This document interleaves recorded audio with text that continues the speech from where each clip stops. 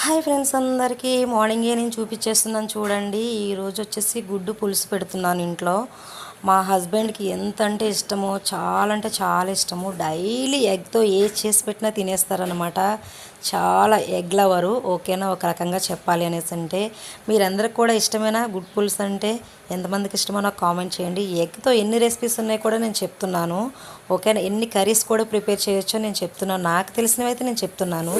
ఓకేనా, గుడ్డు పులుసు చేయొచ్చు, గుడ్డు ఇగిరి చేయొచ్చు, గుడ్డు ఎండ్రోయలు చేయొచ్చు, గుడ్డు ములక్కాయ చేయొచ్చు, గుడ్డు వంకాయ చేయొచ్చు, గుడ్డు బంగాళదుంప, ఇంకోటి ఏంటంటే ఎగ్ బజ్జీ చేయొచ్చు, ఎగ్ పుల్టా చేయొచ్చు.